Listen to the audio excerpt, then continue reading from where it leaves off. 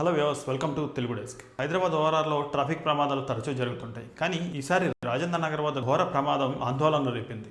రాజేంద్ర నగర్ నుంచి అప్పా జంక్షన్ వెళ్తుండగా 7 కార్లు వరుసగా ఢీకొట్టాయి. మితిమీరిన వేగం, ఆకస్మిక బ్రేక్ వల్ల జరిగిన ఈ ప్రమాదంలో కార్లు దెబ్బతిన్నాయి. ప్రయాణికులు, ఇతర వాహనదారులు గాయపడ్డారు. ప్రమాదం జరిగిన వెంటనే ఓఆర్ఆర్లో రాజేంద్ర నగర్ నుంచి అప్పా జంక్షన్ వరకు కిలోమీటర్ల మేర భారీగా ట్రాఫిక్ జామ్ ఏర్పడింది. ప్రమాదం సమాచారం అందుకున్న రాజేంద్ర నగర్ ట్రాఫిక్ పోలీసులు, హైవే పెట్రోల్ టీం తక్షణం ఘటనా స్థలానికి చేరుకున్నారు. 108 అంబులెన్సులు, సిఆర్పీఎఫ్ వెల్ఫేర్ టీంతో కలిసి గాయపడిన 12 మందిని సమీప ఆసుపత్రులకు తరలించారు. గాయాలు స్వల్పంగానే అయినా ఒకరు మాత్రం సీరియస్ కండిషన్లో ఉన్నారని తెలుస్తోంది. పోలీసులు దారుణమైన డ్రైవింగ్, మితిమీరిన వేగం కారణంగా ఐపీసీ సెక్షన్ 279, 337 కింద కేసు నమోదు చేశారు. హైదరాబాద్ ఓఆర్ఆర్లో ప్రమాదాలు తరచూ జరుగుతున్నాయి. 2025లో 150 పైగా కేసులు నమోదయ్యాయి. అందులో 50% మితిమీరిన వేగం, రెక్లెస్ డ్రైవింగే కారణమని తెలుస్తోంది. ఈ ఘటన ఓఆర్ఆర్ సేఫ్టీని మరోసారి హైలైట్ చేసింది.